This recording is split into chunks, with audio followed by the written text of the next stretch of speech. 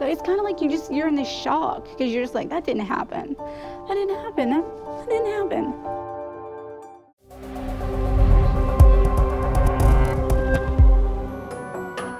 Ocala, Florida is 79 miles from Disneyland.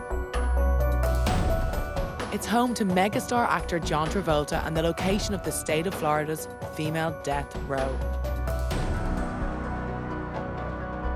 30-year-old Emilia Carr was sentenced to die here 5 years ago for her part in the kidnap and murder by suffocation of her boyfriend's wife, Heather Strong. While Emilia received the death sentence, her boyfriend got life for the same crime. Now that I was finally here, I felt like a fraud.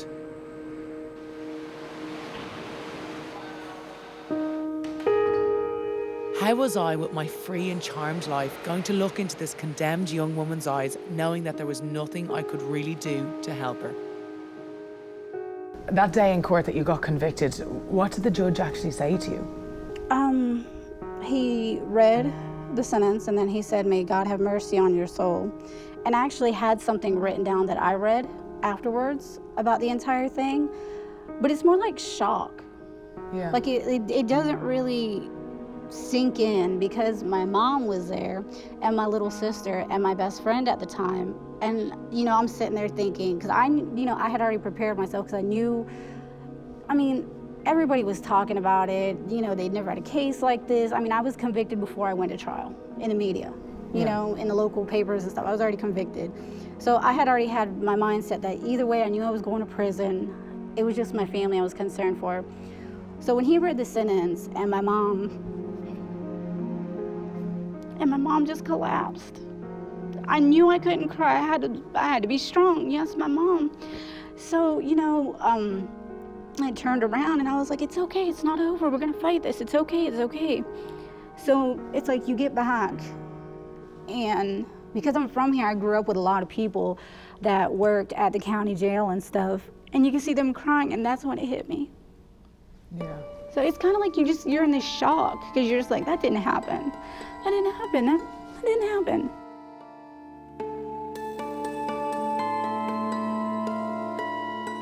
And how long did it take before it really kicked in? I want to say probably a few days after I got here. And I actually went through a stage when I first got here where I was really stressed out and just, my hair was falling out by the handfuls. Because it was hitting me and it's like, wow. So. Do you think that you did go through a slight depression then when you got in here? When I first got here, I even had medical issues for a couple months because I was just really stressed out. And did you think when you first got in here and you were like, the judge told you that you were sentenced to be executed, did you think for the first while, this is gonna happen to me, I'm gonna be killed? No. You never ever thought that? No, honestly, no, because that's the thing is I've studied.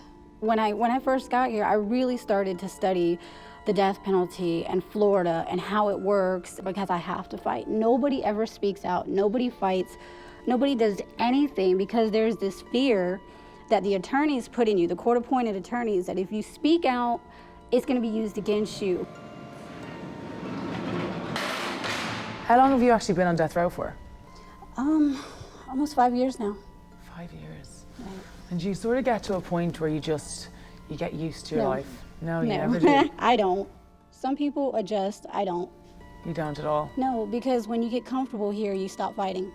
Yeah. It becomes, you just accept it and you can't accept it. Yeah. Do you ever think that you will actually be executed? I don't believe that. You don't think it's ever going to happen? The man that was involved in the crime with you, I noticed that he got a life sentence and you got death. Why do you think that was? He went after me and the jury chose to give him life. Oh, behind a door? Pardon? I wouldn't wish behind a door for anybody. You wouldn't even wish that for him, even though you've spent 5-6 years behind a door and he has been living life in prison just as a life prisoner. I don't wish death row on anybody. That is not okay. No. Nobody has a right to do that to anybody. And how long do you think that you'll actually be here for? I honestly don't know.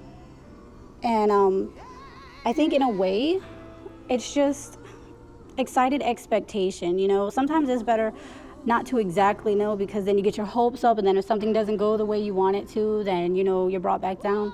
But I have children. I have to stay positive. I have to fight. Yeah, you do have 2 kids on the outside world. 4. 4 children, do you? And do you know where they are now or anything? Yes, they're all with family, but they're separated. And so what age were they when you were taken to prison? My oldest son was 7, and my oldest daughter was 5. Caleb was 2, and I was pregnant. Oh, and you were pregnant when you came in. And how long did you get to keep the baby for? I got to hold her for 15 minutes twice the day I had her. And that was it? That was it. Haven't seen her since. That must be super hard. Do you think that's the hardest part about being in here? Yeah, that is the hardest part. The woman that was murdered, she had a family, and the family are probably quite happy that you did get the death penalty. Can you understand where they're coming from? I can and I can't, because they wanted it for me, but not for my co-defendant. Oh, they didn't want it for him? I remember you asked me something in one of your letters about women, and why do I feel like they're so much harder on women? Yeah. I believe that in this country, women are still fighting for equal standing with men. Do you think that the courts are tougher on women? Men can commit crimes, men can do, and it'll be in the media and it'll die down so quick. But let a woman do it and it carries on and it carries on. I mean, and it's just, I don't understand that. Why do you think there was such interest in yours then with you? I was pregnant, I was young. It was big for this place. I don't know. So if you had better relationships, you probably wouldn't find yourself in the position you're in now. I wouldn't have found myself in a lot of situations I was in when I was young. Do you think that a lot of people in here, they just don't have a great start in life? I mean, if you were given better opportunities, grew up in a better environment, would you still have found yourself here? I would say that my childhood had a lot to do with bad relationships and bad choices regarding men growing up, not knowing my own worth, not knowing my value, and not recognizing a healthy from an unhealthy relationship. You just got yourself involved then with this one relationship, and that's sort of what turned your whole life around. With that guy, if you had never met him, do you think that your life would be on a totally different path?